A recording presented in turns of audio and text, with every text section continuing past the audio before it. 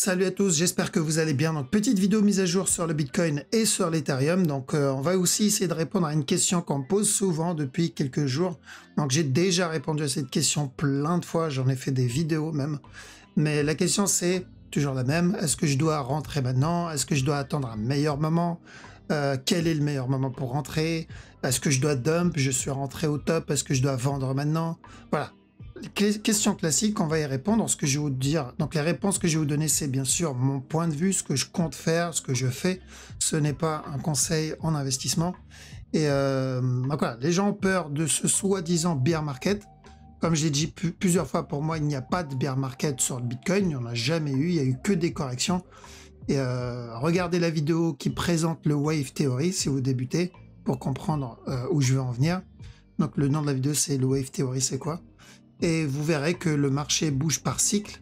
Et là, on est juste dans un cycle de correction et qui annonce la même direction. La direction, on la connaît sur le Bitcoin. On va en parler dans cette vidéo.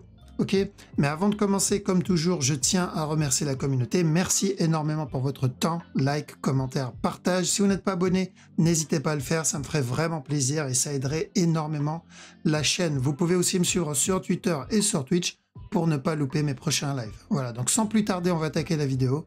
Let's go.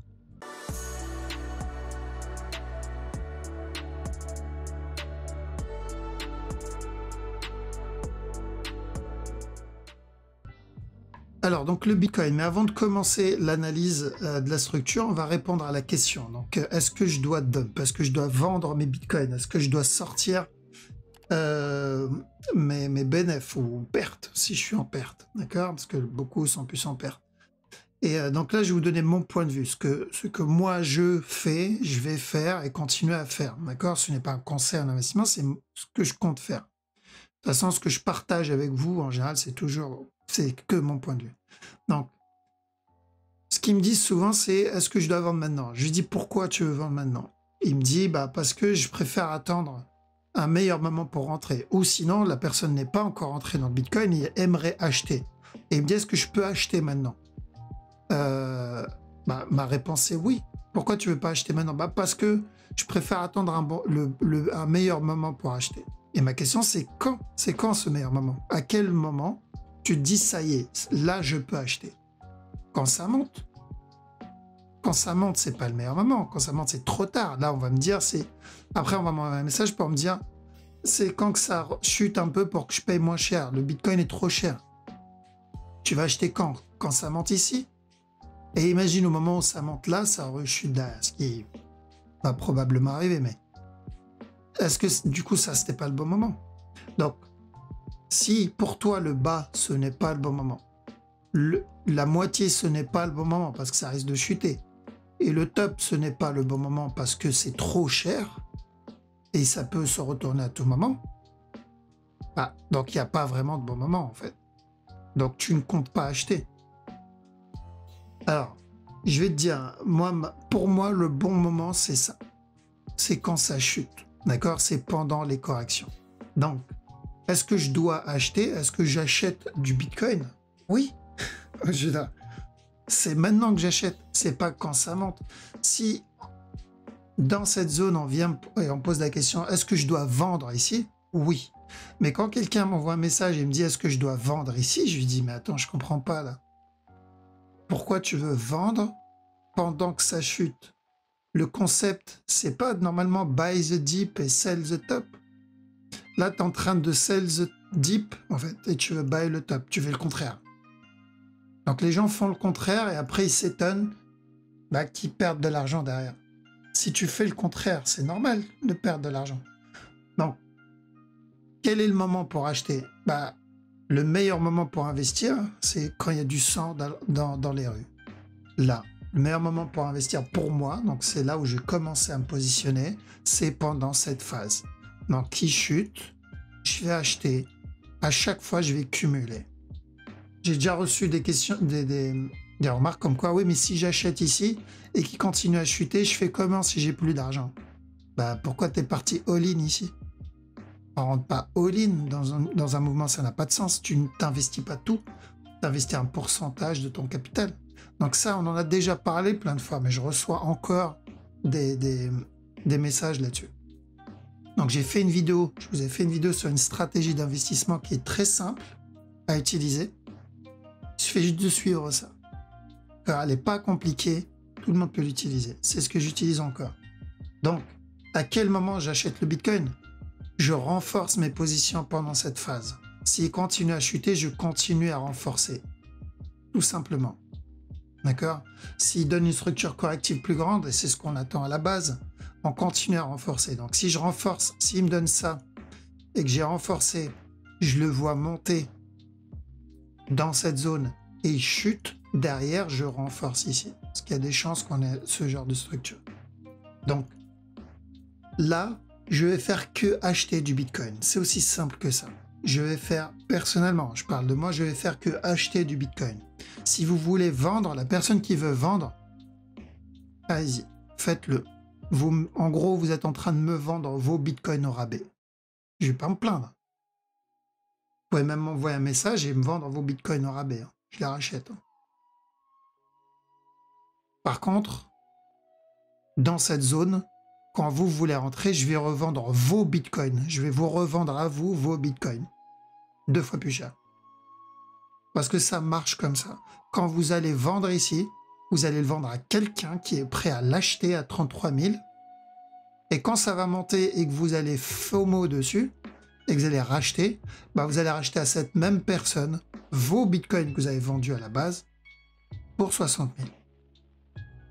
D'accord? Ceux qui ont vendu leur Bitcoin là, dans cette zone ou dans cette zone, ils se sont retrouvés à racheter leur Bitcoin 2 fois plus cher.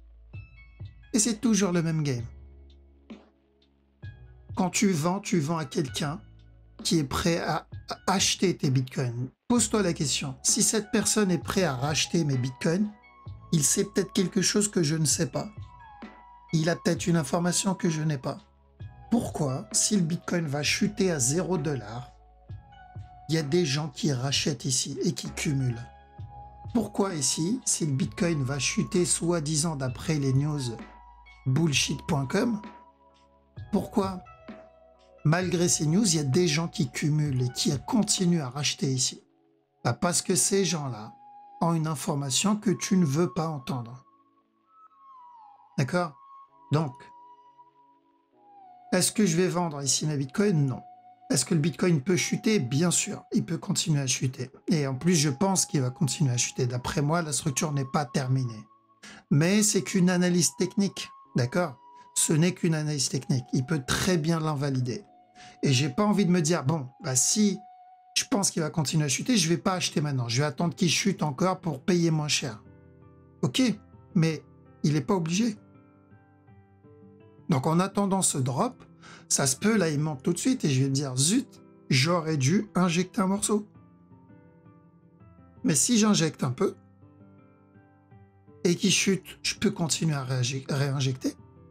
Par contre, si j'injecte un peu et qu'il monte, tant mieux, je suis dedans. J'ai injecté. D'accord?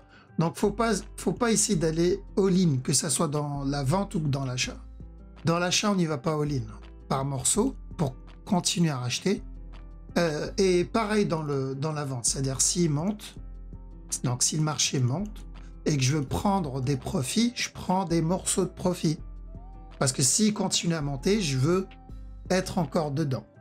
Alors que si je vends absolument tout, et qu'il continue à monter, je ne suis plus dedans. Enfin, toujours par morceaux. Toujours par morceaux. On doit être, en gros, je dois être dans le game. Dans tous les cas, je dois être dans le game. D'accord? Je dois continuer à pouvoir accumuler au maximum. Voilà, j'espère que ça a répondu. Donc là, pour l'analyse, c'est toujours la même direction. Pour moi, ça, c'est correctif.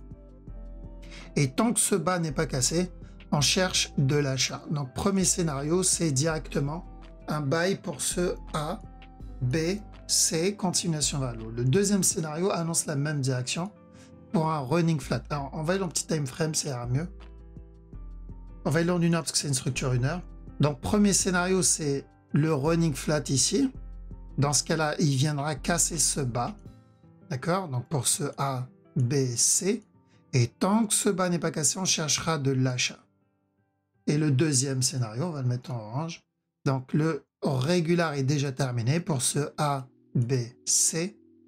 Et pareil, tant que ce bas n'est pas terminé, on cherchera des setups d'achat. Donc si on regarde bien, les deux scénarios pour le moment, toujours tant que ce bas n'est pas cassé, c'est le même scénario. Donc c'est la même direction, pardon. Donc je continue à chercher des buy setup. Je fais juste attention au rouge ici au cas où. Donc ceux qui veulent tenter la vente pour le rouge, vous devez attendre un flag. Comme on l'a eu là-dedans, petit time frame. Donc c'est vraiment de la petite time frame. Et objectif maximum, c'est celui-là. Ça, c'est dans le cas où il valide le scénario rouge qu'on a vu juste avant. Mais tant que ce bas n'est pas cassé, pour ceux qui tradent un peu comme moi, donc 1 heure et plus, on privilégie les buy setup. Donc s'il vient casser ce bas et donne un buy setup, on prend. S'il donne un buy setup ici, en interne, on prend. D'accord?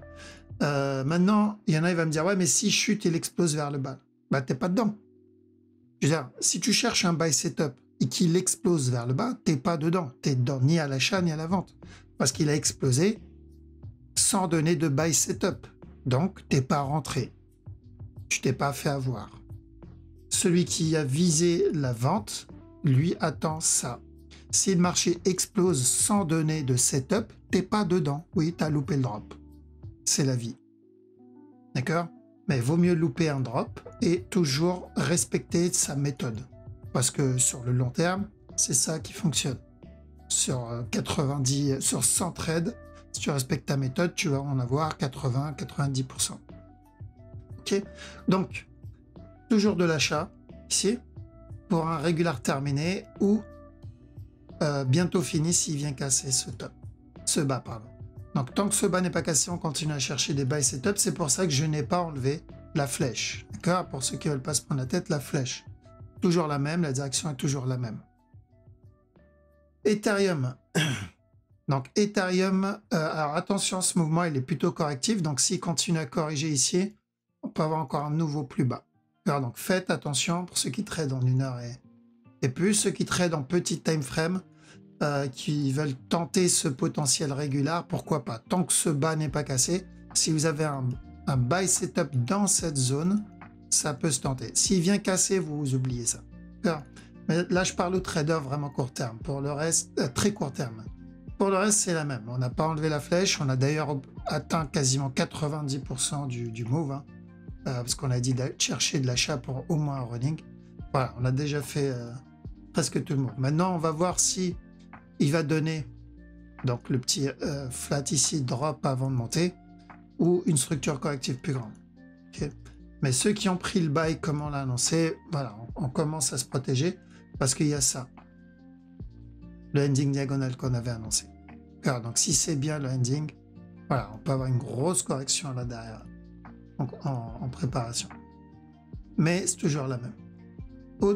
ADA, pardon. Donc ADA, idem. On avait dit attention, vente ici. On l'a eu. Il y a eu de la vente ici, c'était plutôt clair. Casseur du bas. Donc faites gaffe, il peut revenir casser ce bas encore une fois. Donc l'objectif pour garder la grosse structure en tête, c'est toujours le running. Donc ce bas ne doit pas être cassé s'il valide le running. Et ensuite casseur du top. Donc même s'il revient casser ce bas, c'est pas grave. Le plus important, c'est ce bas là. C'est ce bas le plus important. Donc tant qu'on est au-dessus, s'il y a des buy setup, on tente. Ok. Mais là, tel quel, oui, il peut revenir casser ce bas. Je sais même pas si cette flèche existe ou pas. Il va falloir vérifier avec les autres brokers.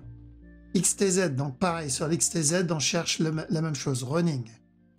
Donc ceux qui ont pris le buy setup ici, commencez à monter vos break-even, à protéger votre trade, prendre des profits, etc. S'il corrige, toujours le même objectif. Donc on avait dit ici, on cherche de l'achat jusqu'au top, on est toujours dedans. On a déjà presque, on a fait plus de la moitié déjà du monde. Donc maintenant, on surveille. Le DOT, idem que l'Ethereum. Donc ceux qui veulent tenter le petit régular ici, le point clé, c'est ce bas-là. Il ne doit pas venir casser ce bas. S'il y a des buy setup en interne, on tente jusqu'à ce top. Par contre, on fait attention. Ce qu'on cherche, c'est ça. Et ensuite, le up. Donc, il peut très bien donner ça, chuter encore une fois avant de monter. Okay.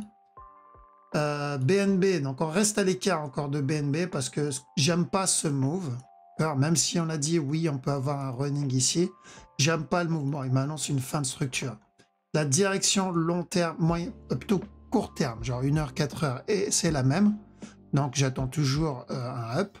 Sauf que si ce mouvement est correctif, on peut avoir un drop et ensuite se faire. Donc soyez vigilants là-dedans. Moi, je reste à l'écart de BNB. Par contre, je cumule pour de l'investissement à chaque nœud plus bas. Mais en trading, c'est pas la crypto que je privilégie actuellement. SFP. Donc SFP, on cherche toujours le running, d'accord, le up ici. Mais ce mouvement est plutôt correctif. Donc attendez bien des buy setup parce qu'il peut la drop une fois avant le up. D'accord, mais la direction est la même. Ok, la direction est la même. Donc ça, très bien donner ça avant de monter. Donc le point clé, il est là. On a quoi d'autre? Lit, est-ce qu'il y a quelque chose d'intéressant sur le lit? Pareil, c'est toujours ce running ici. Gaffe parce que ça, c'est correctif aussi. Alors ça peut être un B pour un C derrière. Mais ça n'invalide pas le running tant que ce bas n'est pas cassé. Et c'est toujours de l'achat. Donc cherchez des buy setup sur ce move. Qu'est-ce qu'on a d'autre? Et il faut pas oublier que la majorité vont être dirigés par le Bitcoin. D'accord? Donc, la dernière vidéo, on a dit quoi? On a dit de privilégier de l'achat. Casseur du bas, on a dit de chercher de l'achat. Il a donné un setup là, il en a donné un là, il en a donné un plus gros pour les retardataires, et il en a donné d'autres ici. Donc, il a été plutôt sympa le Bitcoin. Donc, ceux qui en ont profité, bien joué, montez, prenez break-even, vous connaissez. Parce qu'on est potentiellement sur la fin du move. Alors, on revient, c'était quoi? C'était Lit. Lit, on l'a déjà fait. Donc, Alice. Alice, on est sur le running. Qui est le même running qu'on avait annoncé en bas. Donc, ce A, ce B, ce C. Une fois le C terminé, on ira chercher de la vente. Donc, à chaque nœud plus haut, faites attention. Tant que ce top n'est pas cassé, on attendra un retournement. Et voilà, maintenant il y a le pulse. Pulse il corrige ici, donc s'il continue à corriger dans cette zone, et qu'on est toujours au-dessus de ce bas, c'est de l'achat, au moins jusqu'à ce top. Ok, classique, pour le moment c'est classique. Donc on continue à surveiller la même direction. On fait attention à ceux qui tradent très court terme. Faites très attention parce que là c'était facile, on a pu anticiper chaque mouvement parce que c'est une structure simple. Là, on commence à rentrer dans une structure qui peut être complexe. Donc, si vous n'avez pas les règles, les guides, etc., ça peut être vraiment, vraiment très dangereux. Donc, commencez à réduire vos risques et va falloir manager vraiment le trade. Donc, si vous êtes bon en management et que vous réduisez les risques, il n'y a pas de souci. Par contre, si vous faites les fous et que votre management n'est pas top, je vous conseille d'attendre la fin de cette structure et d'attendre donc un bon setup. Donc, attendre le running ici. La fin du running ici ou vraiment ça quoi, d'accord?